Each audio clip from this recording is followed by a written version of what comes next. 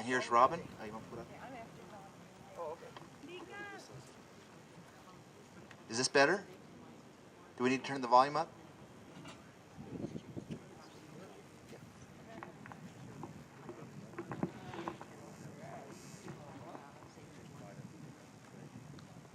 Hi, I'm Robin. I'm close enough to it? Okay. I wanted to just read some things from a book by Joanna Macy.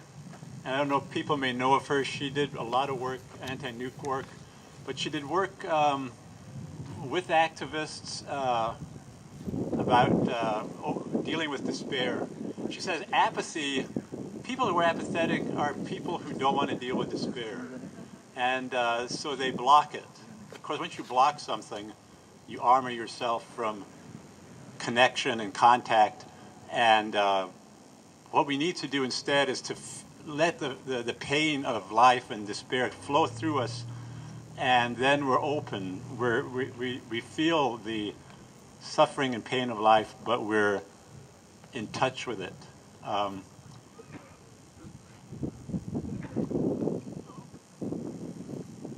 She was Greenham Common was in England, and people were surrounding a nuclear missile bases there. And she thought, for the most part, the government and they want to get nuclear waste out of sight, out of mind. They want to bury them somewhere. NIMBYism, nobody wants to have it in their backyard, so that's how we deal with it. And she said, we have to have another approach. And she was stimulated by the Greenham Common, which is people went to the nuclear missile bases and said, here they are, and we're opposed to them. So she came up with, I guess, an idea called the Guardian Site Project.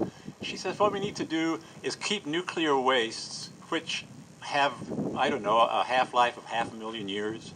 We need to keep them above ground. Currently they're being stored in all kinds of containers, and people say, well, they'll be good for 100 years. What about what comes next? And people don't know. So her idea was this Guardian project, where all the way up until the nuclear radiation, I guess, stops being active, we have to have citizens who are prepared, educated in how to continually build containers that will keep them from leaking. It has to be an ongoing project. And one of the things she did as an exercise was the Guardian Project, they were thinking about time.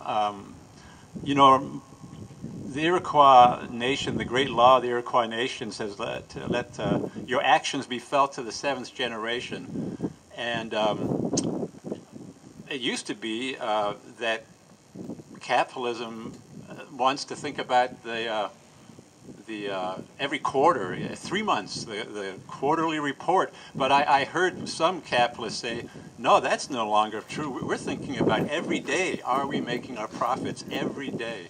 So time has become really constricted, or we're really out of time. So this project, the Guardianship Project, came up, imagine people 200 years in the future. And this is what they said. This is the standard remembering of our ancestors in the times of nuclear peril. I ask you to breathe and open as we do when we remember times that are very far past, times that are hard for us to imagine, hard for us to go back to the time when the poison fire was made on the planet. We in the 22nd century are accustomed to the danger, but the people of that time, mid-20th century, were so innocent, dangerously innocent. And as we remember the old stories, we remember how it began in the press of war. Oh, our ancestors in the press of war were seeking new and larger ways to kill. And they opened the nucleus of the atom, and with great effort, and with great acumen, and with great applications of their brains, they made and exploded the first nuclear weapon. And the project, we must forgive them, they called Trinity in the desert of Alamogordo. And the stories come down to us of a president called True Man at a place called Potsdam, receiving a telegram, baby safely delivered. That baby was the poison fire. And then in that very year, in that very month, yes, the poison fire was first used as weapons against great cities of a great people. And we know the names, and you can say them in your heart. We shall not forget them. Hiroshima, Nagasaki, 250,000 people burned at once, then many more who sickened slowly, for that is how it destroys, slowly, hidden. And then our ancestors at that time, the stories tell us, this is hard. They used the poison fire to make electricity. We know how easy it is to share the power with the sun and with the wind and with the biomass, but they took it from the poison fire and they used it to boil water for steam. Oh, the lords of arrogance were riding high then. It was a dark time, the times of nuclear peril. And the signs of sickening grew, for at every step along the way the poison fire proliferated, and there were epidemics of cancer, and there were epidemics of viruses, and immune deficiency, and deformity, and stillbirths, and sterility. Oh, we know them well now, and we know their source. But for those ancestors, it was mysterious whence came these sickenings of spirit and flesh. And some, sensing their connection with the poison fire, with huge accumulation of its waste, wanted to wish it away. The governments tried to bury it. There were places called Carlsbad, Yucca Mountain, deep holes a half-mile down. They wanted to bury it as if the earth were not alive. And those who did not agree with the government said, not in my backyard. Their pain and their despair was so great, they wanted it out of their sight, out of their minds. We remember that in the story, because it was in those dark times that our ancestors began to meet and take counsel, groups coming together where they lived. They looked into their hearts and thought, we can guard the poison fire. We can overcome our fear of guarding it and be mindful. Only in that way can the beings of the future be protected. They remembered us. How clear it is to us today, but it was new in that time. What inspired them? What did they draw on in those closing years of the 20th century to hit upon this idea, to inspire themselves, and indeed then to carry it forward? So I thought that was pretty impressive. It would be amiss or remiss of me, my next comment, some people even on the left think that nuclear energy is a solution to global warming because it's clean in a sense that it's not coal and it's not oil and it doesn't put greenhouse gases up in the air.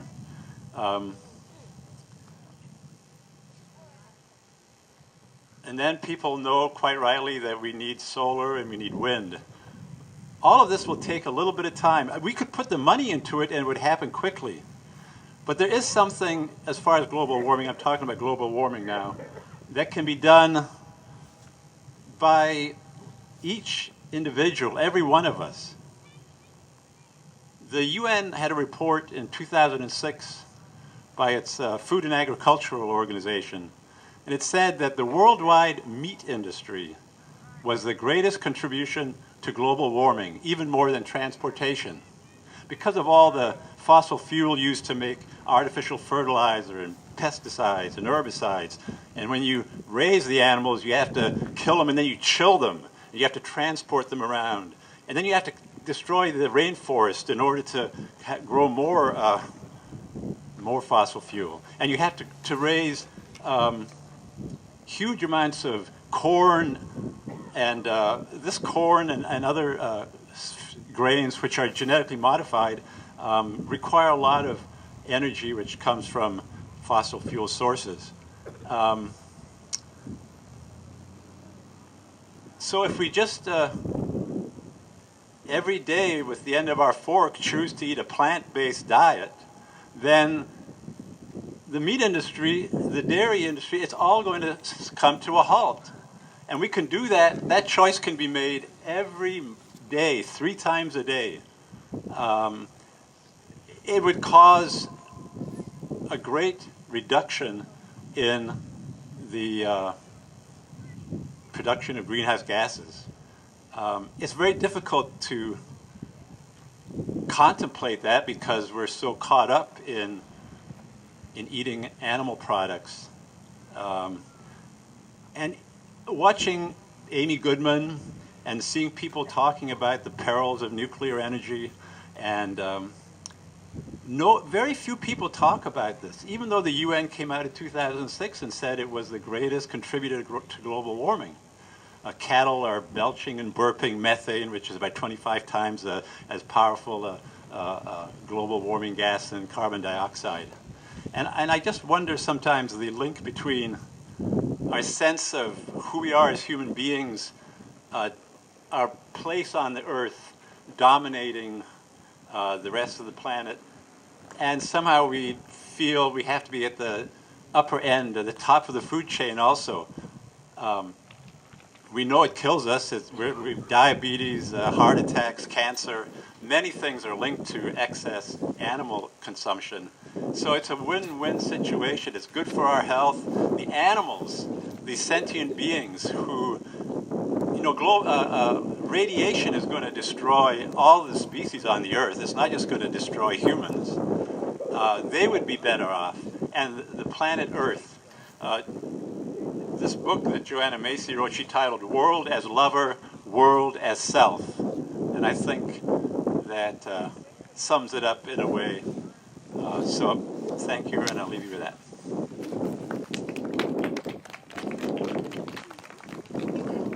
Okay, Sarah's going to come up, and I bet you've never heard what she's going to talk about. So listen up. It's really quite terrifying. Thanks. All right. First of all, I just want to turn you on to a book. Just came out by Dr. Jeanette Sherman. It's about Chernobyl. It's been on Democracy Now! And there is actually on Enviro News. It's a really good book if you get to check it out.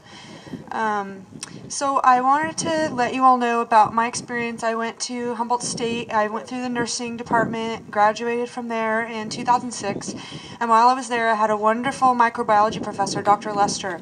And he would talk to us about his time in the wars and his work and his study with Davis and in Berkeley.